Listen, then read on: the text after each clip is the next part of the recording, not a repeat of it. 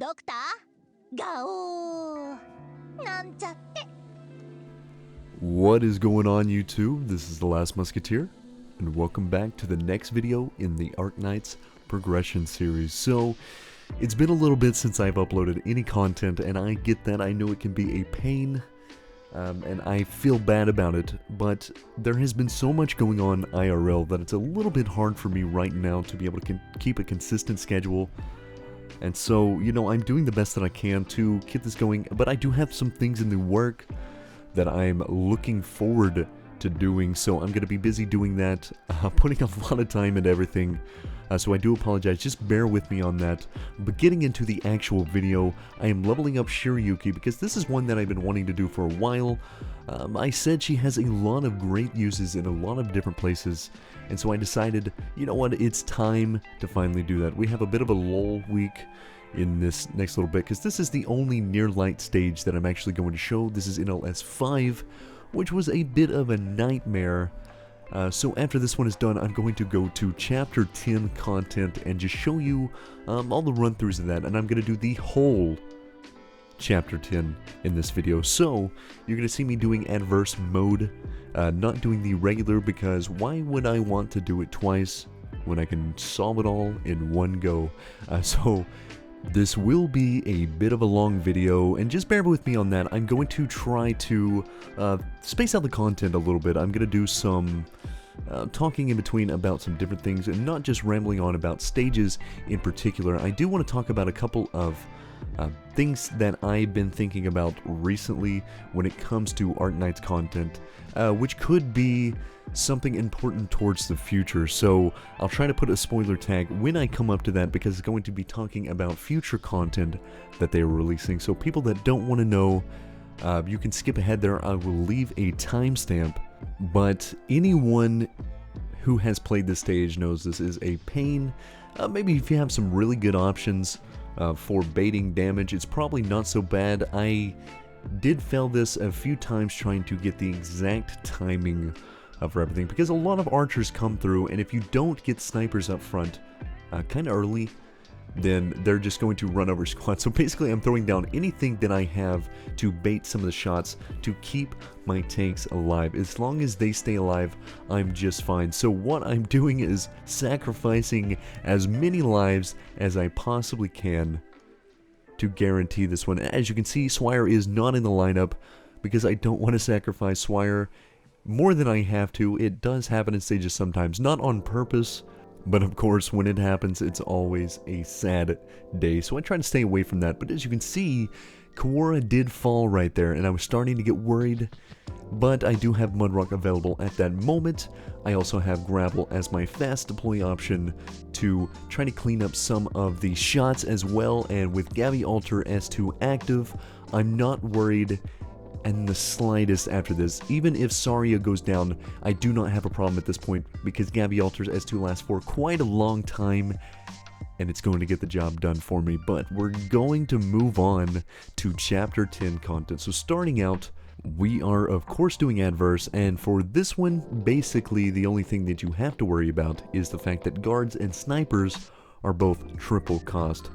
Now, if you still have your defenders, if you have Mudrock for Chapter 10, most of it is going to be a breeze. I'm not going to lie. Mudrock basically tanks the cannon and makes everything trivial after that, because then you can just focus the other lanes and let her handle the hard stuff. But there are some stages where she is not that viable, which becomes a bit of a pain, and you're going to have to plan a lot more around that. And so I say, if you don't have Mudrock, I do apologize. You're going to have to do this a little bit harder than it was for me. But essentially on this one, all I really had to do was make sure I had plenty of block for the top lane, and then have enough damage dealing with the bottom side so the lane doesn't go past where I need to be. So when I initially did it, I forgot about the fact that adverse can be completed to give you all the rewards all at once. So when I did it on the regular mode, I ended up putting Cantabile where she is now, and then having Bagpipe where Kaora is facing down so that they can deal damage to them, because blocking the top lane in normal mode is very, very easy. But now we have Swire, who is going to take full effect of her trait because she is not going to be blocking here unless something gets past Saria. So she's going to get a little bit of extra damage, and at the end of it, I'm just going to throw down a AoE damage dealer because Mudrock, as you can see, does eventually go down because these guys do hit fairly hard. And, you know, honestly, if I had M3 on her skill 2, it probably wouldn't be as bad. But, of course, Mudrock gobbles the rocks. So, I'm very, very much in need of rock. So, with the downtime, as of this video being Chapter 11 for 2 weeks, I'm probably going to be doing a lot of rock farming, if not some other type of resource farming, which is going to be nice because I will say as of this video, I'm basically done with Chapter 11 as well, and that video will come out in just a little bit. Obviously not today, but probably in the next few days as I'm working out some of the other stuff for it. But for the adverse condition of this stage, touches of the Sanguine Arc have increased movement speed and are invisible, which are these little guys you see that came out of the top there that add the extra block to your operator, which is fantastic for Mudrock. Any lane that she is blocking when they come out, when the actual cannon is active, because I don't think it actually comes in until like the 4th stage or maybe the 5th. So Mudrock is just going to have a wonderful time blocking everything that comes that way and getting a ton of spins. It's always fun to watch in these situations, but it also leads into another Chapter 10 mechanic, which is necrosis. Now, necrosis is very annoying to deal with, especially for Mudrock. Anyone that's going to put necrosis on Mudrock basically makes her useless.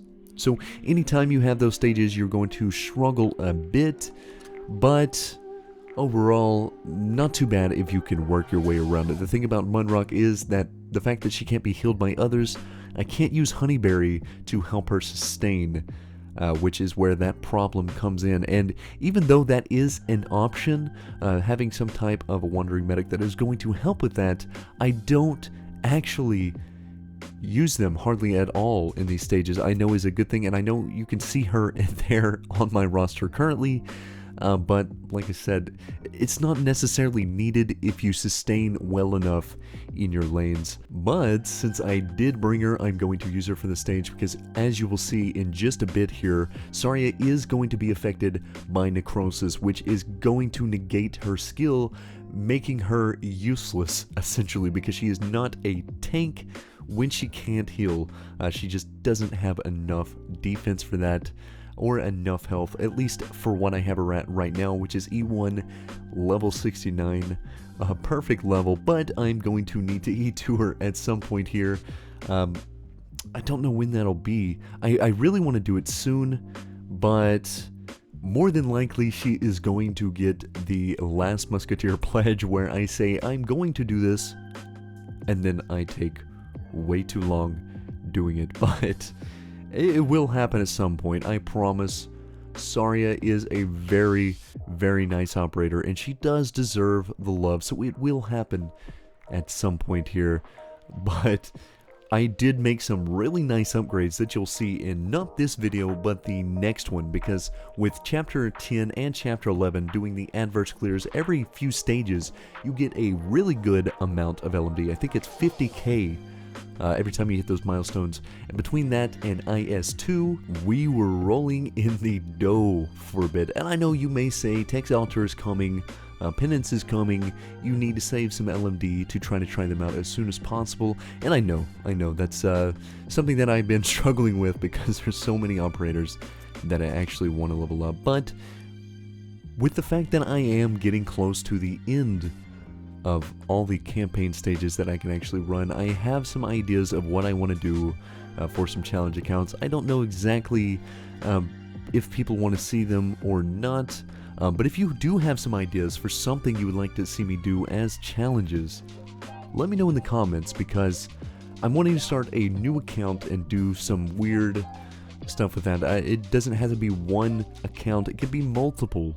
Obviously not at the same time, but when I do some of these clears, then I can switch to a different challenge, trying to do clears with that, and so on and so forth. So anything you would like to see me do in particular, just let me know and I will try it out. It doesn't have to be easy by any means. I want it to be hard, I want it to be a challenge. want it to be something that's going to take me a bit of time to actually clear.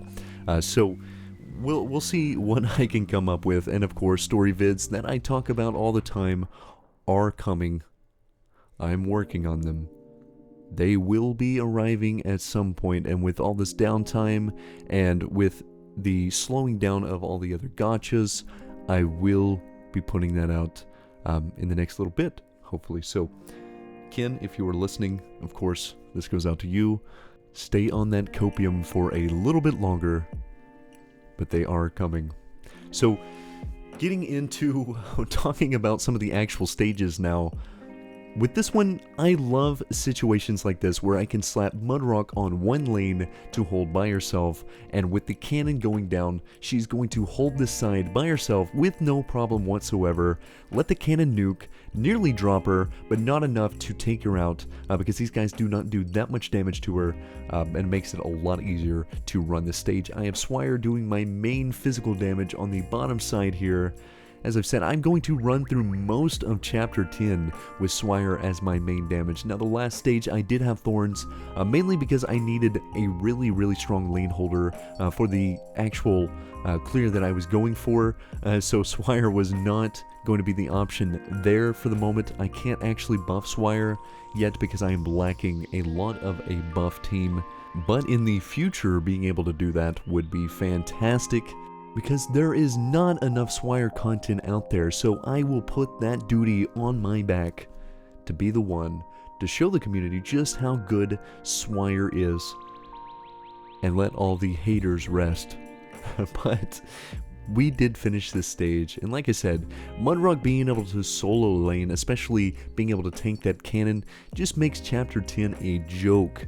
I think while I'm showing you 10-7 though, I'm going to go ahead and talk about a couple of concerns that I have, and that maybe the community has discussed at some point. I'm not exactly sure, but that is to do with power creep. Now, I've been playing gachas for a long time, and for people who have played a lot of them, power creep is no new thing to you. It's going to happen in essentially any game that sustains for a long time, and Arknights is one of them. The thing about it that is different in comparison to other games is Arknights does a good job of making it to where you don't have to have super high level ops to do a clear. You can do clears with low level ones. You're going to have options for basically any content that you do, and it's one of the reasons Arknights is so popular in my opinion, and what makes it so good overall compared to a lot of other gachas. And it's why I fell in love with it, not just for the community but for the gameplay itself. But the thing about the power creep is, if you look at some of the first year operators, and I'll use Aya for example in this situation, her skill 1 Duetto only gives you attack speed, and then the second activation gives you attack percent.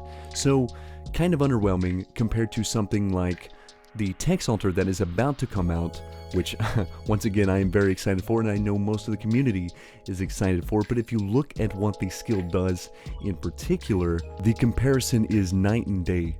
So with Duetto, you're only getting attack speed and a little bit of attack percentage later on, but with Texas Altar, you're going to get attack percentage up, you're going to get a silence that starts at 5 seconds at level 1, and also deals arts damage to the enemy that is silenced for the duration. So pretty crazy for a skill 1, and it makes it viable even more so with the fact that she is spammable because she is a fast redeploy, and that's what makes the skill that otherwise wouldn't be that crazy so good.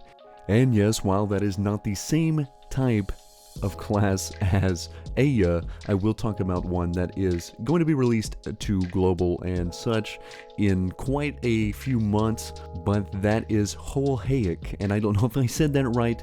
Do bear with me. I tried to look up how to say it and I couldn't quite find anything mentioning it or saying it or whatsoever, so that's what I'm sticking with. You can correct me in the comments if you'd like, but the thing about it is she is in the same class as Aya, and her skill 1 is much more useful in the fact that it can target one extra unit, deals a certain percentage of arch damage, because we don't know too much about it yet, but it also can cause the enemy to levitate for a few seconds, rendering it basically useless while it's in the air, and she holds charges. So if you have multiple charges, you can hit a strong enemy who is going to have a higher weight and not going to levitate quite as long, but is going to make them basically useless for a little while also doing good damage and hitting more than one unit.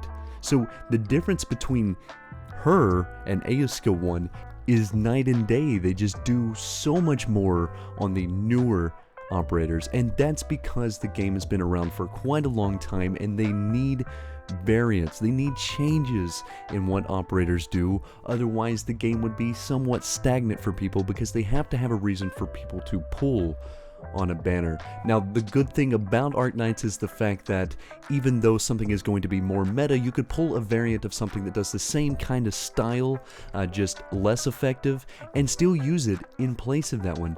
It's more so that you're pulling for convenience rather than absolutely needing this to be the top meta.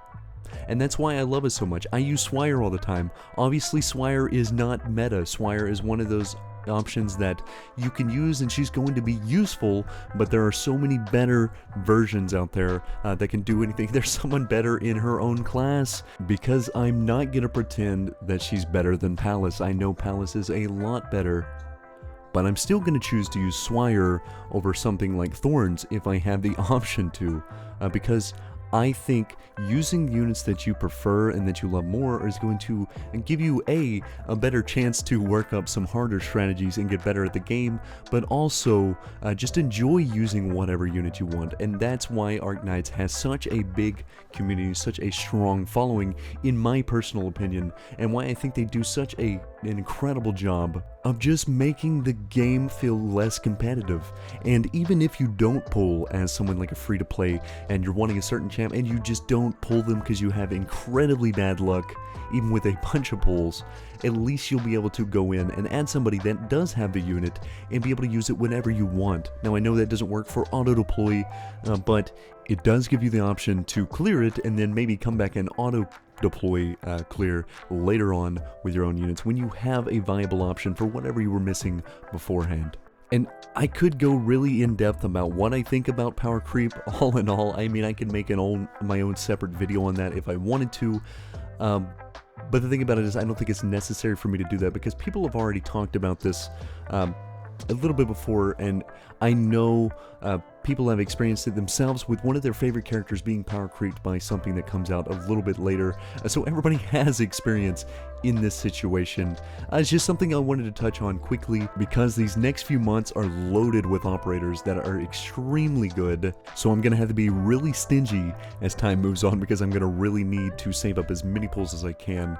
But if you would, do let me know in the comments what you think overall about the power creep situation, and if you have any units that are your favorite that you still may use that are power crept already by something that is already been released in the game or maybe being released later on. Just let me know what you think because I am curious as to everybody's opinion on that. But I'm going to stop ranting about this for a second and talk about this stage, because this stage was an absolute nightmare. Whoever made this, I hope you enjoyed giving me all this misery and how many times I actually tried to clear this one before I gave up and decided to use a support unit. So I think I was just missing some of the options that I needed to actually complete this one at a reasonable time and have you know, just the full completion going. So what I did was I borrowed the Chin Altar, which obviously if you're in a tight situation and you need a lot of damage, this is the one you go for because she is absolutely insane. Now the problem is with this one right a little bit later, I did mess up some of my timings, and honestly if I had activated click here, I probably would have taken it down in time and then got the 100% the 3-star, but that one did slip through and I have not went back yet and changed it. I know it's kind of cringy to see. It makes me cringe to see one go through like that. I normally don't do clears like that, but you don't understand how many times I ran this one to try to get it down perfect. I'm missing a lot of options for caster damage, which I am trying to fix in the next little bit. Hopefully I can get that done, and I did make some good upgrades in the next video that you will see. So you know, hopefully that will solve a lot of my issues, but I am still struggling with casters overall just because I've neglected that one a little bit. They usually do their job a lot lower, but I will say Gavialter is actually my MVP because she held that lane so incredibly well with her S2 that she was able to survive and give Chin Alter enough time to take care of what was coming in there and coming from the top lane, which is why Chin Alter is so good. I know she's going to do her job regardless, so all I have to worry about is someone to sustain bottom lane, in which I used Thorns to help Gavialter as well. And another cool thing, I didn't even realize that as you're doing the adverse stages here, you can unlock Heidi, who is a bard. This is my first bard because I do not have any others, nor have I actually ever used one, I don't think, unless Scotty Alter is a bard, which she might be, so I might have used one in IS2, but I do think they're a really cool class, and while I know I get it, there are a lot better options out there compared to what Heidi is capable of bringing, but I do like the option of having a buff for my team, because I don't have anyone out there that really buffs other than like Swire or some other instructor.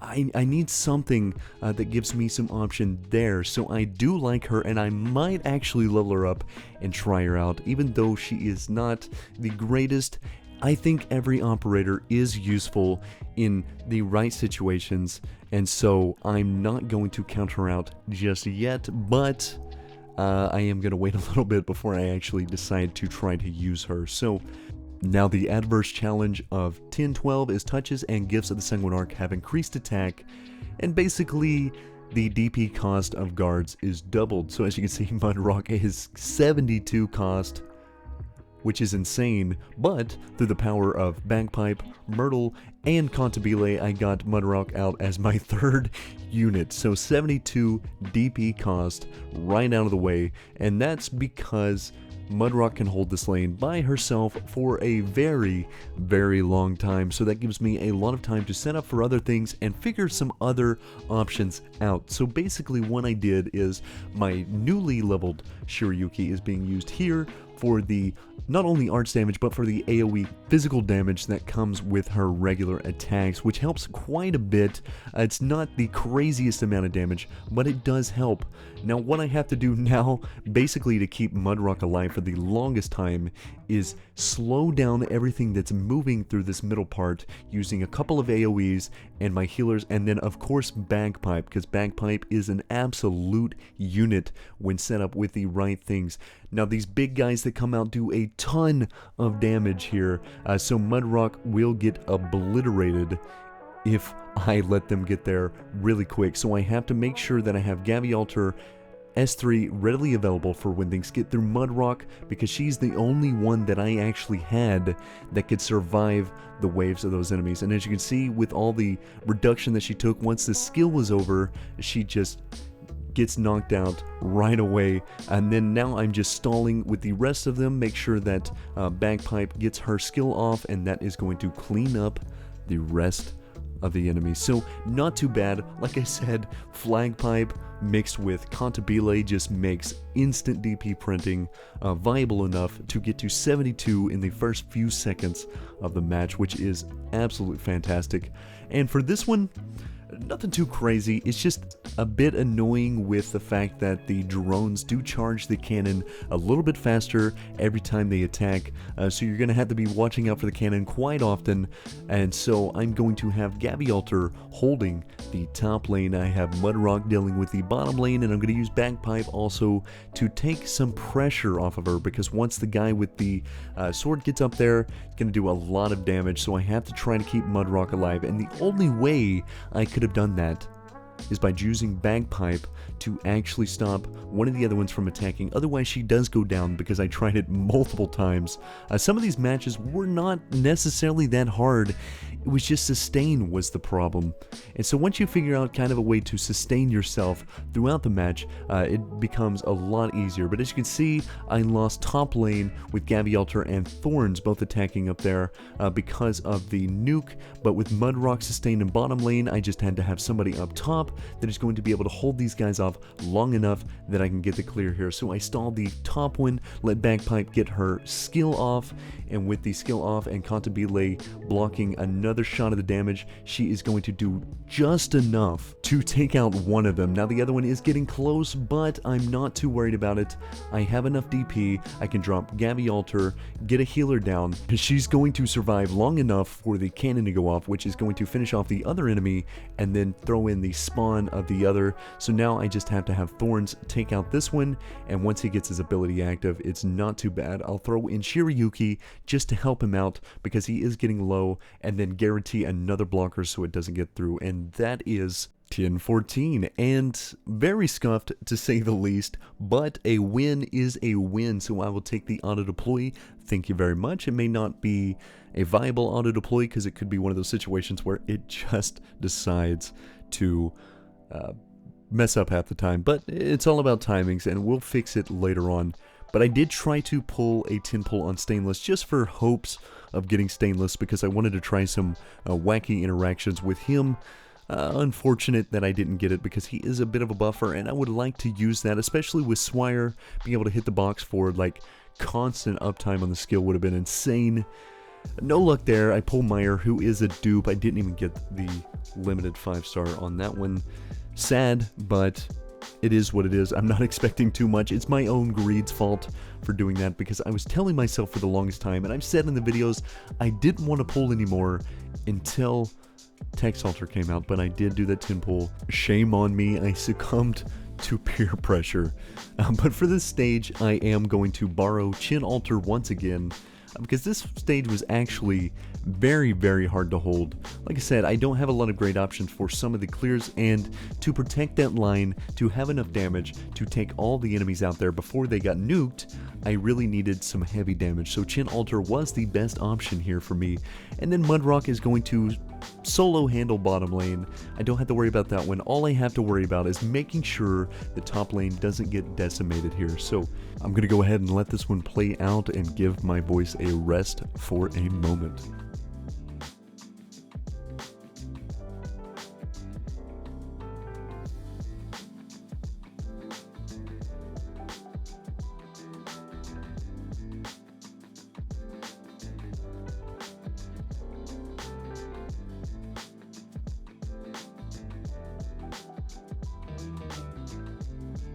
Alright, so I did finally get to 100% trust on Cutter, which is a huge milestone because I really wanted to get her module pretty soon because she is very, very good with that module and give me a little bit more options for nuke, and she's just overall fun to play around with. But for 10-16, I did borrow another unit, and like I said before, I think in the last video I was trying to get through chapter 10 as fast as possible because I wanted to try to stream chapter 11, but with all the things going on IRL, I did not manage to get to that point to be able to stream it in time, and I do apologize. So you are going to see some borrowed units every little bit, mainly because I needed those options. When I try it with my own squad, sometimes you just can't hold quite long enough with the units that I have, and that's mainly because, you know, working out these strategies sometimes with the lower rarity units and trying not to use anything that's all that meta can take quite a long time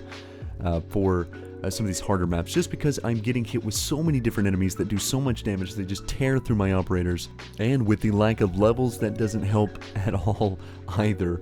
But I borrowed Calheal because I needed monsters pure damage. The pure damage was the key to success here, because these elite versions of these sword holders here do an insane amount of damage to the rest of my lineup, and with how tanky Monster is, it really wasn't too much of a problem, even though Monster is taking a ton of damage himself. So we hold off long enough that he was able to do his job, and once he goes down, I'm not too worried because I can always stall a little bit more with Kawara, and so when he comes up later on, I can use him to finish off whatever I'm struggling with later. So a bit of a wacky stage, to say the least. The two different directions they come from definitely posed a problem early on, because I do have a decent amount of blockers, but I don't have any strong enough to solo lane hold when I had to put that much damage on the right side to keep that one from falling. So basically I'm stalling as long as I can until I get Monster out. Monster does drop to these guys, but at the same time I guess does take out the unit. I'm not sure exactly what happened there. Monster went down and then the unit dropped all its health. I know Shiryuki doesn't do that much damage for that to be what happened, but maybe Monster does a little bit of area damage when he goes down. I don't exactly know. I don't think I've ever fully read Calcet's kit. I just know that she is the queen of healers in terms of damage for sure, so she's always a great option. Anytime I have to deal with a boss that I don't have enough damage for, I really need pure damage for. Plus I use her in IS2 runs a lot. I do like to have her as the start out at the squad because I can basically guarantee if I do have Calcet that I'm basically going to win the run. You know, if you need fast farming and you want to take out Phantom constantly, that is one of the best ways to do it for sure. But we are moving on to the boss stage. Now the top lane I'm going to set Thorns and Gavialter basically to hold this off. Everything else is just going to be there to help them sustain, and then I'm going to throw Calcet and Monster on the bottom side. Now the main reason it's hard to sustain some of these maps like this is the fact that if you have any of these Gifts of the Sanguarch or whatever it would be coming out and giving extra block to your operators, that is going to make them the target of the cannon, and I can't have that happen. I need the target of the cannon to be either Mudrock or Monster on the bottom side, preferably Monster when the boss does come out. So what I have to do is have to have two very good damage dealers for bottom lane, which is going to come from the S2 from Gavialter or from Thorns as well. So I'm going to drop that on him. The nuke does hit and Monster does go down, yes, but I do have Mudrock as another option to put in here. So if she gets nuked, that's perfectly fine. She can go down as long as it's going to stun Manfred. I am just fine with that. Basically, I tried to do different options as far as switching who it was attacking. I realized it wasn't going to work like that because he's being blocked by the first one, but since he was taking extra damage because he had been hit with that nuke, I could use Swire there to get a little bit of extra damage in with combined with the pure damage of Monster gave me enough to get out of phase 1 right away. So with the fast redeploy of Monster, I'm able to keep sustain on that one. If he does go down, I can always throw Mudrock, and I'm just doing as much damage as I possibly can in this situation. And then at the last little bit, Mudrock does get nuked, which did scare me a bit. I was worried I was going to lose the run at this point, but I have a decent amount of stallers, and so with how fast he comes back up, all I had to do was stall out long enough to get Monster's skill available once again, and he takes out bottom lane. Now I'm going to leave him there to catch the nuke, or that was the idea of it at least, because I didn't have Mudrock available and I couldn't afford to have Gavialter or Thorns go down, but I did have Korra, so Korra took the nuke for me. I do appreciate that. I will remember you always. But with that, chapter 10 is done, and like I said, I'm not going to talk about the story because I'm not going to go into spoilers, but in a future story vid we will talk about it, and I'll talk about what I thought of that one overall. But we are buying some skins. Once again, I am using all of my pulls because if I'm not allowed to have these skins, I would riot. Obviously, I've got to get the Mudrock skin. That is the most important. I also picked up the Lee skin, even though I don't have Lee, just because it's an L2D and it is fantastic. So in the future, if I do get Lee, I will have this one readily available. I do love the skin. This is very, very cool. And also, for the third skin that I picked up Blaze's skin, and so I may not have talked about it in these videos, but Blaze is one that I love, probably my second favorite operator in all honesty, because she is one of the ones I used all the time back in the day when I played Arknights the first time and then lost my account. Blaze is one of the ones I used all the time. She is fantastic, and I love her art. I love her whole kit. I love everything about it. I know she's not as good as some of the other ones now. She has been power crept, as I talked about earlier, but she is always going to be viable. So if I do pull her at some point, I'll have this one ready, and I am so looking forward to pulling her. With my curse, my off-banner guard curse, there is chance that I do get her in the foreseeable future.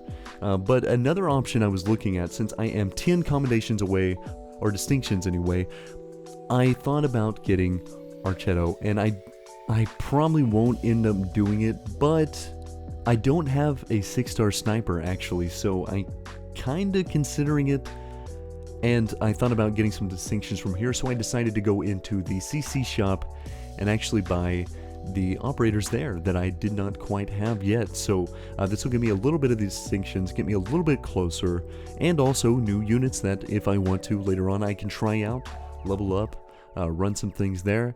You know, I think a good challenge overall would be just using welfare only operators.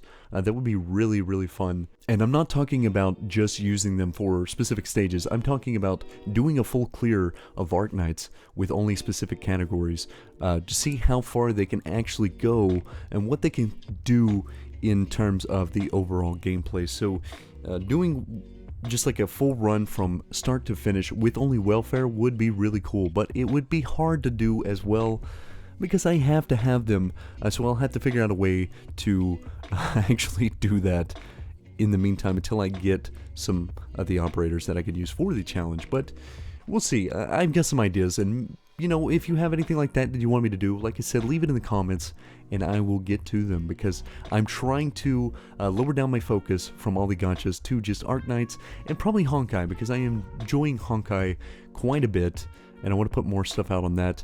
And then, you know, maybe a little blue archive on the side as well, because that one is very easy to manage during the day. I don't have to put a lot of time into it, which will save me some time for overall other content. But anyway, guys, this is going to do it for me. I hope you enjoyed the video, and hopefully, you know, it's not too rambly in this one, but I hope to see you in the next video. Peace.